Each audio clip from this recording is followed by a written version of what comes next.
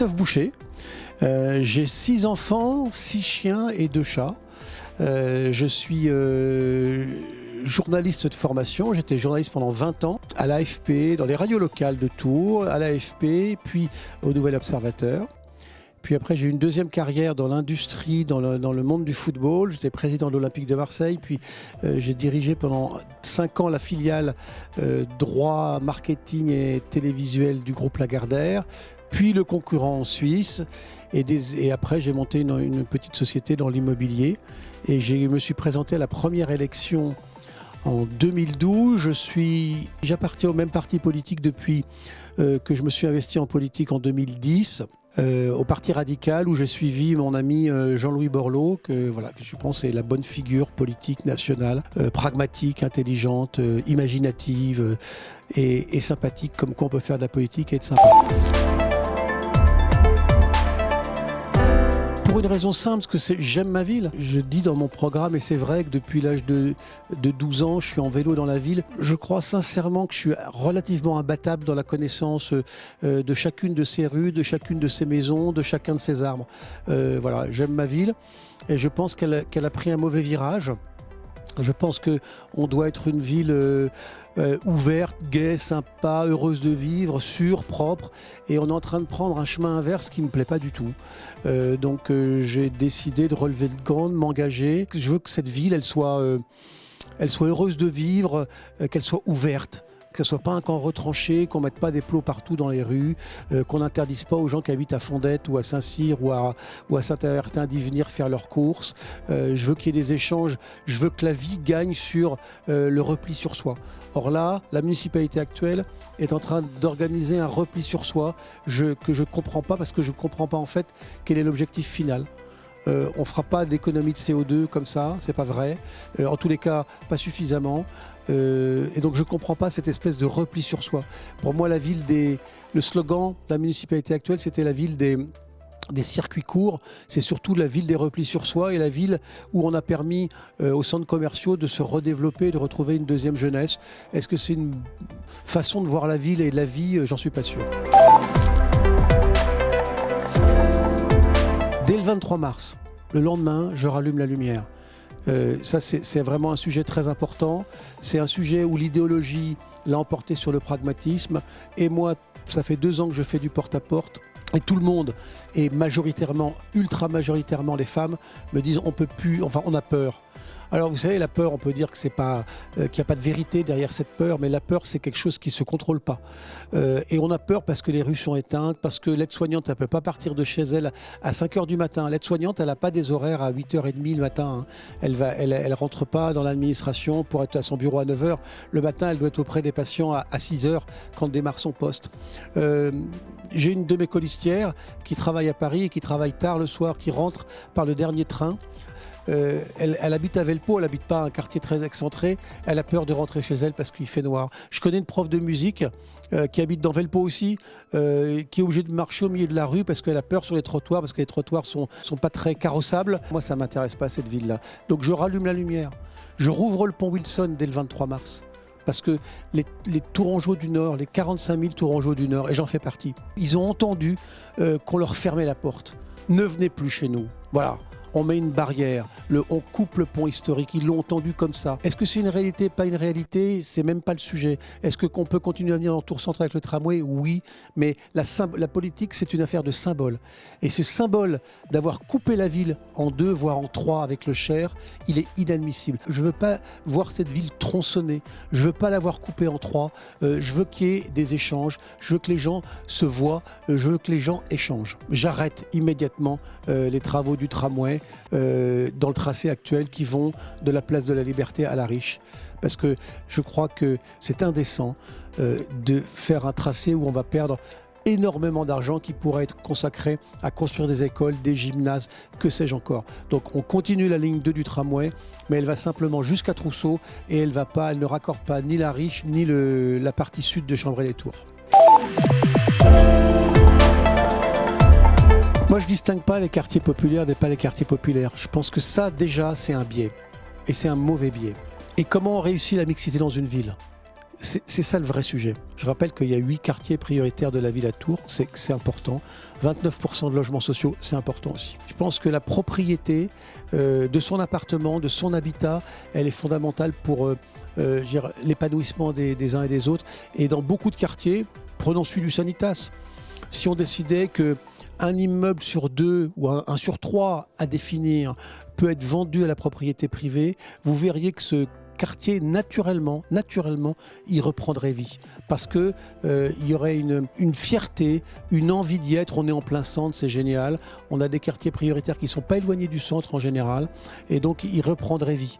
Ça, c'est la première chose. La deuxième chose, je souhaite qu'on mette en place un plan très offensif sur l'isolement. C'est pour ça que je ne veux pas distinguer, moi, les quartiers prioritaires des quartiers non prioritaires. Il y a un vrai problème d'isolement dans notre société. Et l'isolement dans notre société, c'est pas juste la veuve de 85 ans qui est toute seule dans son appartement.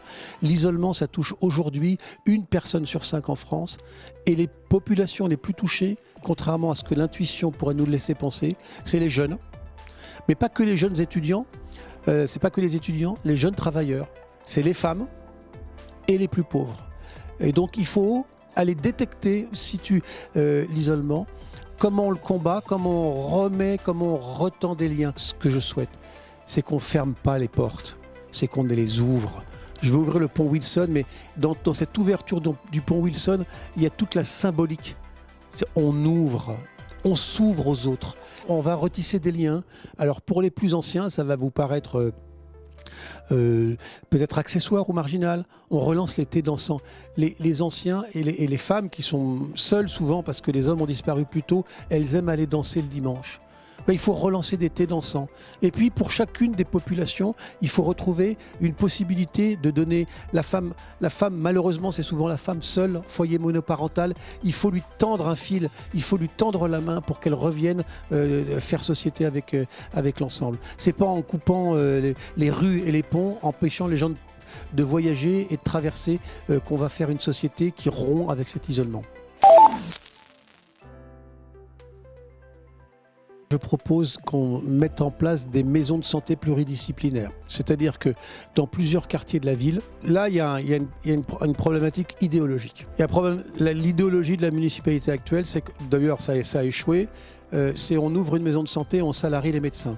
Et ça ne marche pas parce qu'au bout de quelques années, les médecins salariés font plus du tout le même travail que les médecins libéraux.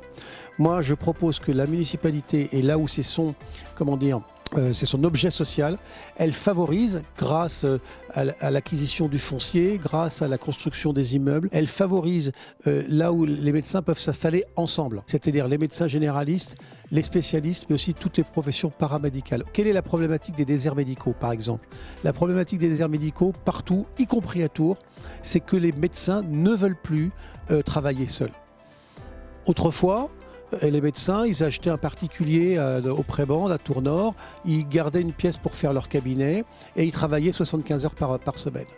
C'est plus le modèle. Le modèle, il a disparu. Les médecins, les jeunes médecins, ils veulent travailler ensemble. Ils veulent se soutenir les uns les autres.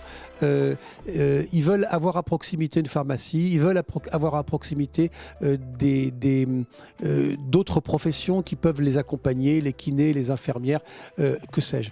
Donc il faut favoriser l'installation. Quand j'étais maire, j'ai favorisé l'installation d'SOS médecins dans le quartier de mon conseil. Personne ne voulait le faire. Le bailleur social, il me disait non, on vendra pas notre rez-de-chaussée. SOS médecins, pour des raisons qui leur appartenaient, ils voulaient acheter le rez-de-chaussée. Donc j'ai dit au bailleur social, je vais décider, on va leur vendre. Aujourd'hui, à mon conseil, il y a une maison médicale, c'est SOS médecins qui la tient, ça fonctionne merveilleusement bien. Et il faut que dans chacun des quartiers, alors attendez, pas dans les 22, mais que dans chacun des points cardinaux de la ville, on ait des maisons pluridisciplinaires où on puisse aller, que chacun aille, et où les patients seront contents de trouver des médecins et des professions paramédicales, mais où les médecins seront aussi heureuses et heureux de vivre. Les services publics municipaux, aujourd'hui, pour moitié, des employés de la ville, c'est ce qu'on appelle les ATSEM, c'est-à-dire les auxiliaires de vie, enfin qui viennent en complément des professeurs des écoles dans les écoles. Donc ça, c'est une population qui est aujourd'hui en souffrance, qui a été un peu abandonnée ces dernières années, et je pense qu'il faut redonner à ces femmes, parce que malheureusement on est quasiment à 100% féminin. Quand je dis malheureusement, c'est parce que c'est des emplois qui sont sous-valorisés et qui sont peu payés, et que les hommes ne les prennent pas. C'était pas parce que c'était 100% des femmes qui l'exerçaient. Et donc je pense qu'il faut revaloriser cette fonction. Je pense que ces femmes, elles doivent être fières de ce qu'elles font. Et là, il faut entamer une discussion très solide, très robuste, peut-être même un peu pénible, avec l'éducation nationale, pour que ça ne soit pas juste des gens qui sont là et qui traînent, mais parce qu'elles sont totalement intégrées au système scolaire. Il faut qu'il y ait une discussion avec l'éducation nationale. Ça, c'est un vrai service public qui doit être augmenté, qui doit être amélioré, très nettement. Tout ce qui est les autres services publics, ils sont liés... Enfin, il y a l'état civil et la sécurité. Si on doit distinguer aujourd'hui trois services publics municipaux réellement, c'est le scolaire, la sécurité et l'état civil. Bon. Et moi, ce que je veux, c'est qu'on reprenne en main la propreté qui est aujourd'hui, qui est dans l'intercommunalité, et qu'on la ramène dans la municipalité pour améliorer le service public municipal. Et là, pas augmenter les personnes, mais leur donner plus de moyens. Aujourd'hui, les services de propreté manquent de moyens. État civil, il faudra entamer une discussion très rapide avec le personnel d'état civil, parce qu'aujourd'hui, eux, ils sont en révolte. Alors, ça ne se voit pas de l'extérieur. Mais eux, ils sont en révolte parce qu'ils en peuvent plus de la façon dont sont gérés les femmes et les hommes de l'état civil. Donc voilà.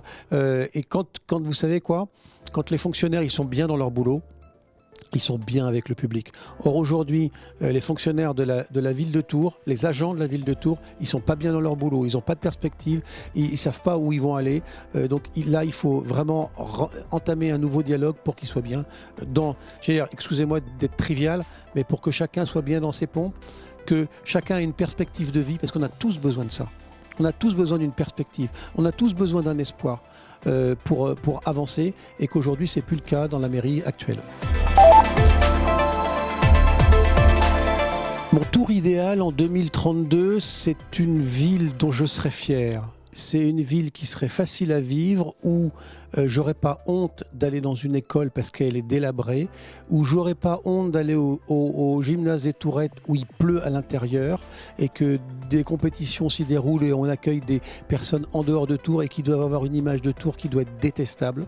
C'est une ville bien équipée, où nous pouvons tous dire dont on est fiers, par ses équipements scolaires, par ses équipements sportifs, par ses équipements culturels. Voilà. On l'a tous vécu, c'est l'exemple un peu banal mais véritable de Julien Doré qui vient. On aime ou on n'aime pas Julien Doré. Moi, je suis pas super fan, mais on vient ou on vient pas. Mais quand la personne vient et qu'il réunit 10 000 spectateurs et qu'il dit à tout le monde « Ah, c'est sympa de jouer dans un hangar », bah moi, ça me fait mal. Moi, ça me rend triste. Donc, c'est une ville dont je serais fier, dans laquelle il y aura une belle aréna, dans laquelle il y aura une belle salle de sport, dans laquelle il y aura des équipements par quartier. Aujourd'hui, dans beaucoup de quartiers de Tours, à l'ouest et au nord, on a malmené l'urbanisme. Qu'est-ce que ça veut dire? C'est qu'on a beaucoup construit sans beaucoup réfléchir aux services publics et sans beaucoup accompagner ces quartiers. À Tours-Nord, les gens ils sont furieux. Allez-y, promenez vos micros et caméras, ils sont furieux de l'urbanisme. Pourquoi? Parce qu'on n'a pas accompagné cet urbanisme-là. Même si on a densifié, ce qui est plutôt c'est pas une mauvaise chose de densifier, mais il faut densifier intelligemment, il faut accompagner avec des équipements sportifs, avec des équipements scolaires, avec des équipements culturels, que les gens ne se sentent pas abandonnés. Alors en plus, on leur coupe le pont, on leur dit « Ah, les gueux de Tours-Nord, on va vous couper le pont, vous allez rester chez vous, nous on va rester chez nous. Nous, on a nos bicyclettes, on a nos équipements, et vous, vous vous débrouillerez. »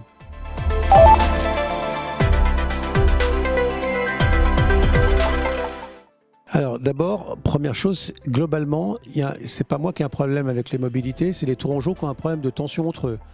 Je veux dire, ça a échappé à personne qu'aujourd'hui, les piétons veulent casser la gueule aux vélos, les vélos aux autos et réciproquement.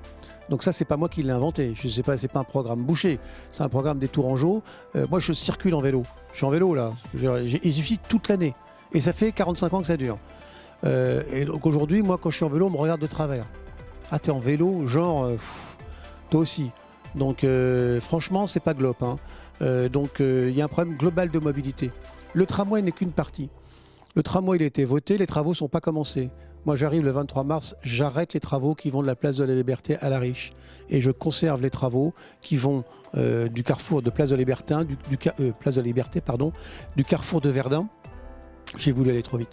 Et qui vont jusqu'à Trousseau. Parce que là, le tramway, qui est un équipement très lourd et très coûteux, il est rentable. Sur l'autre partie, il n'est pas rentable. J'aimerais expliquer à tout le monde l'absurdité. Pourquoi faire un système de mobilité, quel qu'il soit, qui est non rentable, qui perd de l'argent? Parce que c'est 200 millions qu'on va perdre sur le tramway. Vous savez ce que c'est 200 millions? C'est 20 écoles. C'est 10 centres aquatiques. Donc, alors qu'on a des équipements qui sont en ruine, en matière d'écoles, de piscines, de centres aquatiques, de centres sportifs, pourquoi aller perdre 200 millions d'euros sur un sujet? Les gens qui habitent la Riche, les Larichois aujourd'hui, allez leur demander. Ils font très très bien en bus de la place Sainte-Anne à la place Jean Jaurès. Donc pourquoi par idéologie, pour dire qu'on va mettre un tramway, on va aller perdre de l'argent? Si vous avez une petite cagnotte à la maison, je sais pas, 200 euros, 2000 euros, est-ce que vous allez accepter d'aller les perdre par idéologie? Il faut que chacun puisse se déplacer correctement. Aller dans son entreprise, aller à sa fac, aller dans les écoles, aller sur les lieux culturels, aller sur les lieux sportifs. Mais pour ça, il faut que les lieux sportifs, les lieux culturels et les écoles, elles soient en bon état avant de penser à y aller. Il faut d'abord que l'objectif, ça soit celui-là. Il faut traiter le fond avant de pouvoir s'y déplacer. Les trottoirs, c'est bien plus important que le tramway. Parce que les trottoirs, ils sont en mauvais état. Les trottoirs, ils servent à tout le monde. Chacune et chacun d'entre nous, pour aller vers le tramway, pour aller au Grand Théâtre, pour aller au stade, et les valides, évidemment. Mais ceux qui ont des difficultés à marcher, à se mouvoir, pour différentes raisons que vous connaissez, eh ben, ceux-là, franchement, ce qu'ils veulent, c'est la ligne 2 du tramway, ils se fichent bien de savoir si elle va aller à Trousseau ou ailleurs. Ils veulent déjà des trottoirs en bon état. La politique du progrès écologique, elle doit se vivre année par année, pas en 2050 ni en 2100. Est-ce que vous savez à partir de quand, en CO2, le tramway est rentable? C'est-à-dire qu'il émet moins de CO2 qu'il en a coûté à produire. Vous le savez? En 2060.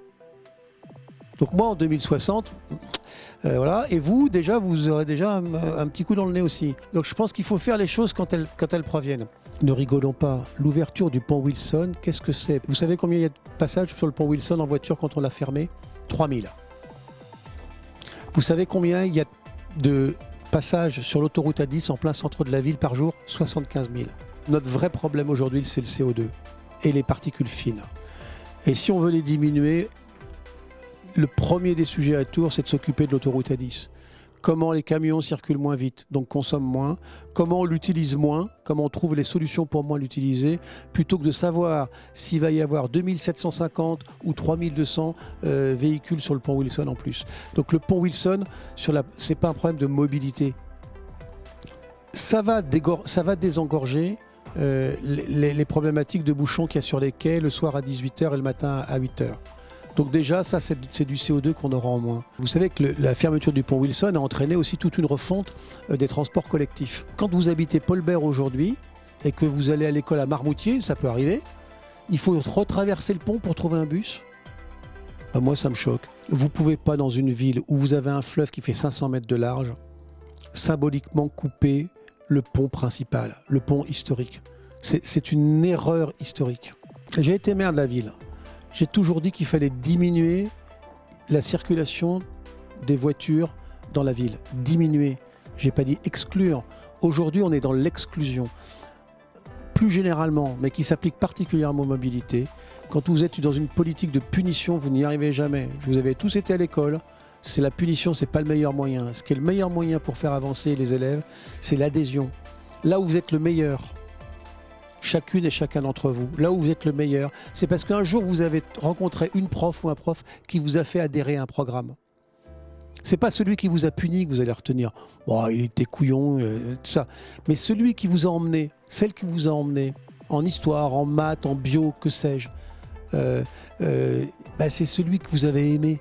C'est celui qui vous a fait adhérer aux choses. Aujourd'hui, si vous voulez une véritable politique écologique, moi je suis adhérent de Génération Écologie depuis 90. Enfin, je ne suis plus parce qu'ils m'ont exclu.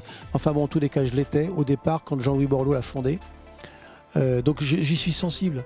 Mais vous arriverez à une véritable révolution par l'adhésion.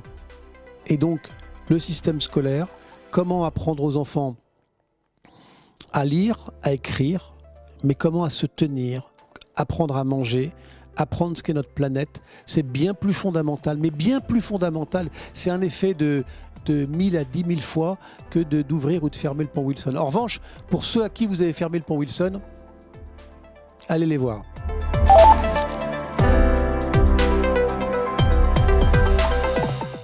Je suis désolé, je vais répondre un peu rapidement à cette question, mais je ne l'envisage pas. En revanche, vous abordez un sujet qui est intéressant. C'est le mode de scrutin. Aujourd'hui, quels que soient les sondages, qu'est-ce qu'ils montrent? Ils montrent qu'il y a 2 candidats susceptibles de gagner. Emmanuel Denis et moi. Donc, vraiment, j'encourage tout le monde à faire ses choix très rapidement. Et pas disperser ses voix, parce que la dispersion des voix, ça aboutit à rien de bon et pour personne. Je suis désolé, c'est peut-être c'est un manque d'humilité, mais j'ai pas envisagé ce cas de figure. Tous les sondages d'opinion, la façon dont on travaille partout, on voit bien qu'elle se joue entre 2 candidats. Vous n'allez pas me dire le contraire. Donc j'encourage chacun et chacune dans mon camp à faire le bon choix d'entrée. Le réflexe du bon choix d'entrée, ça sert dès le premier tour et pour le deuxième tour.